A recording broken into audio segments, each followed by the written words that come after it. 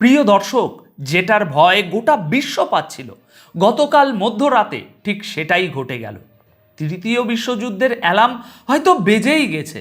ইসরায়েলের সবচেয়ে সুরক্ষিত এলাকা, তাদের গর্বের জায়গা, যেখানে তাদের নিউক্লিয়ার রিঅ্যাক্টর বা পারমাণবিক চুল্লি লুকানো আছে, সেই ডিমোনা আজ ইরানের মিসাইল বৃষ্টিতে শ্মশানে পরিণত হয়েছে। আমি আমার গত দুটো ভিডিওতেই আপনাদের ঠিক এই সতর্কবাণীটাই দিয়েছিলাম, আর আমার অ্যানালিসিস অক্ষরে অক্ষরে মিলে গেল। কিন্তু দাঁড়ান, আপনি যদি ভাবেন এই যুদ্ধ শুধু ইরান আর ইসরায়েলের মধ্যে আটকে আছে, তাহলে আপনি চরম ভুল করছেন। আজকের এই প্রতিবেদনে আমি আপনাদের এমন দুটো খবর দেব যা শুনলে আপনার রাতের ঘুম উড়ে যাবে। দুবাই আর আবুধাবির মতো ঝাঁ চকচকে শহরগুলো কিভাবে যে কোনো মুহূর্তে মাটির সাথে মিশে যেতে পারে। এমনি আর কি বললাম যে আপনার রাতের ঘুম উড়ে যেতে পারে। আর আমেরিকা যদি স্থলপথে হামলা করে, তবে কেন মার্কিন সৈন্যদের কফিনটুকুও আমেরিকায় ফেরত যাবে না, সেই হার হিম করা রিপোর্টগুলো আজ আমি আপনাদের জানাবো।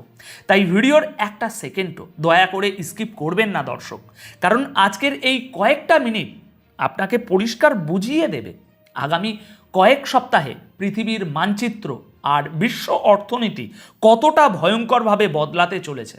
চলুন সোজা গ্রাউন্ড রিপোর্টে ঢোকা যাক। দেখুন, গতকাল 21শে মার্চ 2026 রাতের এই চাঞ্চল্যকর ভিডিওগুলো গোটা বিশ্বকে একেবারে নাড়িয়ে দিয়েছে। কারণ এই হামলাটি গতকাল সকালে ইরানের পারমাণবিক কেন্দ্র নাতানজে হওয়া বোমাবর্ষণের সরাসরি পাল্টা জবাব বা প্রতিশোধ হিসাবেই মনে করা হচ্ছে। খবর অনুযায়ী ইরানের মিসাইলগুলো ইসরায়েলের ইন্টারসেপ্টর মিসাইলগুলোকে একেবারে বোকা বানিয়ে সরাসরি ডিমোনা শহরে গিয়ে হিট করেছে। তবে ডিমোনা নিউক্লিয়ার ফ্যাসিলিটিতে সরাসরি আঘাত লাগার খবর এখনও নেই। প্রাথমিক রিপোর্ট থেকে যা জানা যাচ্ছে, এই হামলায় বেশ কিছু হতাহতের ঘটনা ঘটেছে। মিসাইল আছড়ে পড়ার কারণে আস্ত একটা বিল্ডিং মাটির সাথে মিশে গেছে, এমনকি বুলডোজার গাড়ি সব ধ্বংস হওয়ার খবর পাওয়া যাচ্ছে। অর্থাৎ বুঝতেই পারছেন ইরান এবার কতটা ভারী মিসাইল ছুড়েছে। ইসরায়েলি রেস্কিউ টিম ধ্বংসস্তূপে আটকে পড়া মানুষদের উদ্ধার করার আপ্রাণ চেষ্টা করছে, কিন্তু একটানা সাইরেন বাজার কারণে উদ্ধার কাজে বারবার বাধা আসছে, যার মানে হামলা এখনও লাগাতার চলছে। দেখুন দর্শক, এই ভয়াবহ বিস্ফোরণ ইসরায়েলের পারমাণবিক ঘাঁটির খুব কাছেই হয়েছে। আমি আপনাদের রাত 1টা পর্যন্ত পাওয়া আপডেট দিচ্ছি। দেখুন, মিডল ইস্ট বা মধ্যপ্রাচ্যের এই যুদ্ধে এটাই প্রথমবার যখন ইরান ইসরায়েলের নিউক্লিয়ার রিঅ্যাক্টরের মতো এরকম একটা জায়গার কাছাকাছি নিশানা করেছে। গতকাল এর আগেই ইরান ইসরায়েলের উপর 7 বার মিসাইল ছুড়েছে। এক্সপার্টদের মতে যদি এই মিসাইলগুলো সরাসরি নিউক্লিয়ার রিঅ্যাক্টরে আঘাত করত, তাহলে গোটা এলাকায় এমন ভয়াবহ ধ্বংসলীলা চলত যার প্রভাব বহু শতাব্দী ধরে থেকে যেত। আমেরিকার president Donald Trump, Israeli defence force IDF এবং নেতানিয়াহুর জন্য এটা এখনো পর্যন্ত সবচেয়ে বড় সিকিউরিটি ফেলিয়ার বা সুরক্ষাজনিত ব্যর্থতা হিসাবে প্রমাণিত হচ্ছে। দেখুন, এখানে আমার নিজস্ব বিশ্লেষণ হলো, ডিমোনার মতো এলাকায় ইরানি মিসাইলের পৌঁছানো এই যুদ্ধের সবচেয়ে বিপজ্জনক মোড়ের ইঙ্গিত দিচ্ছে।